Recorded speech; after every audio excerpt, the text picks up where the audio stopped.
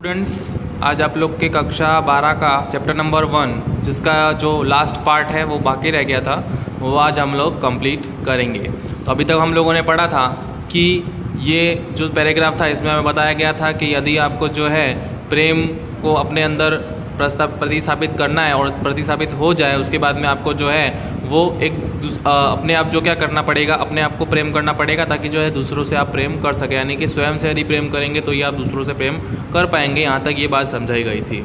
तो कस्टमर ने उनसे पूछा, so what should I do, अब मुझे क्या करना चाहिए। Customer service rep, can you find the directory called self acceptance, यानी कि आपको उसके लिए क्या करना पड़ेगा, सेल्फ एक्सेप्टेंस, यानी कि किसी चीज़ को स्वीकार करना सीखना पड़ेगा।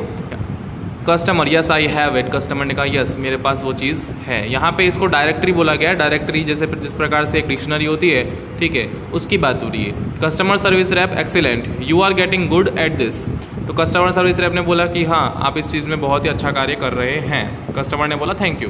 Customer service rep, you are welcome, click on the following files and then copy them to the my heart directory. उसने कहा कि आप एक काम करिए, अपने सिस्टम के अंदर मैं जो बातें बता रहा हूँ, जो फाइल्स बता रहा हूँ उसे कॉपी कर लीजिए, ठीक है, और किसके अंदर, माई हार्ट के अंदर।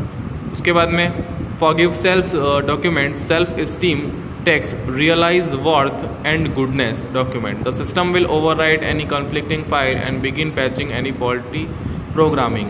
तो ये सारी फाइलें जो नाम दिए गए हैं जैसे कि सेल्फ स्टीम है, फिर रियलाइज वर्थ है, फिर गुडनेस है। गुडनेस का मतलब अच्छा ही होता है। फॉरगिव सेल्फ का मतलब होता है कि किसी को माफ़ कर देना। सेल्फ स्टीम का मतलब होता है कि आत्मविश्वास।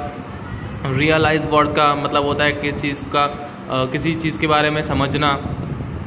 तो उसने बोला कि जो सिस्टम है आपका वो किसी प्रकार का अगर कोई कन्फ्लिक्ट होगा, कोई प्रॉब्लम होगी, कोई परेशानी होगी, कोई फॉल्ट होगा, उसे जो है अपने आप ही जो है ओवरराइट कर देगा, यानी कि उसे जो है वो ठीक कर देगा। From all directories and then empty your recycle bin afterwards to make sure it is completely gone and never comes back। और आपको जो रिसाइकल बिन है उसको भी खाली करना पड़ेगा। रिसाइकल बिन वो होता है जिसे हम लोग कंप्यूटर में से डिलीट कर देते हैं, वो रिसाइकल बिन में चला जाता है, यानी कि फिर भी कंप्यूटर उसे अपने पास में रखता है। तो हमें जो बुरी बातें हैं यानी कि बुरी यादें हैं उसे पूरी तरीके से मिटाना है, ऐसा जो है कस्टमर सर्विस रैप कहना चाहता है।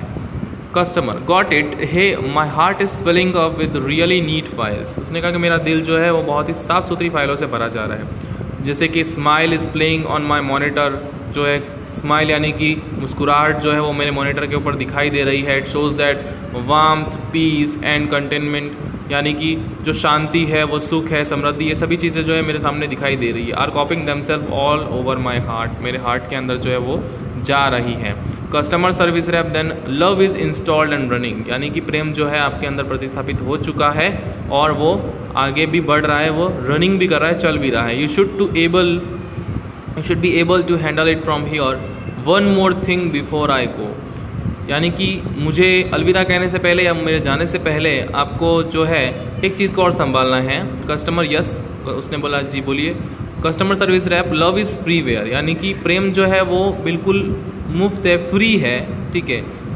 Be sure to give it and its various models to everybody you meet, यानी कि जिससे आप मिले उससे आप प्रेम बांटिए, क्योंकि प्रेम को जितना आप बांटेंगे उतना ही प्रेम जो है वो बढ़ेगा, वो कम नहीं होगा, ठीक है। They will in turn share it with other people and they will return some really neat models back to you. यदि आप प्रेम को बांटेंगे तो आपको भी सामने से जो है प्रेम की प्राप्ति होगी, यानी कि जितना आप बांटोगे उतना ही वो बढ़ेगा, वो कम नहीं होगा, वो घटेगा नहीं, ठीक है। I will thank you for your help, customer ने बोला कि मैं जो है आपको धन्यवाद देता हूँ आपके मदद के लिए।